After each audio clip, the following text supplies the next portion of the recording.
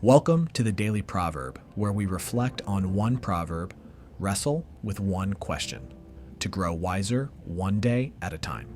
For more, visit thedailyproverb.com. Proverbs chapter 15, verse 12. A scoffer does not like to be reproved. He will not go to the wise. Our natural human inclination is to assume we are not the scoffer. We hear the word and imagine someone openly arrogant or hostile to wisdom. Yet the irony of this proverb is how easily we resonate with it. Does anyone actually like to be reproved? Instinctively, we avoid correction because it exposes our deficiencies and reminds us of our lack of wisdom. That discomfort often keeps us from going to wiser people in our lives, the very people God may want to use to shape us.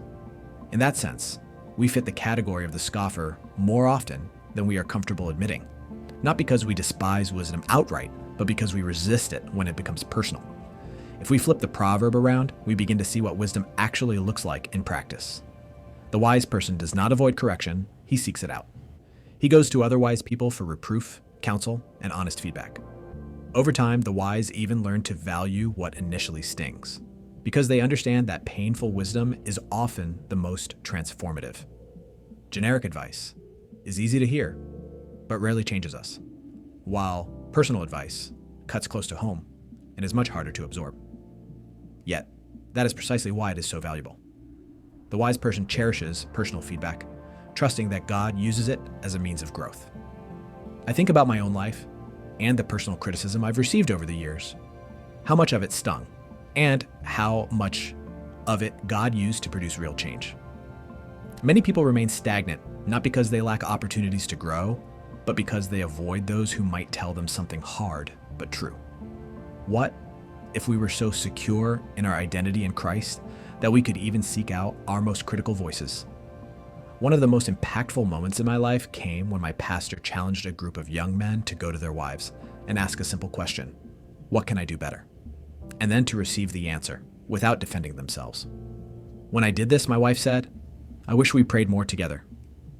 That answer stung deeply. As the spiritual leader of my home, it exposed a real deficiency. But that moment became a turning point. For over 4 years now, we have prayed together every night, and God has worked in remarkable ways through that simple, humbling obedience. Proverbs 15:12 reminds us that the sting of correction is not the enemy. Avoiding it is. Often, the more it stings, the more valuable it truly is. Today's takeaway question is, whose honest feedback do I tend to avoid? And what might that be costing me spiritually? If you enjoyed today's daily proverb, please like and share this with a friend. Today's daily proverb is brought to you by Sabbath Space.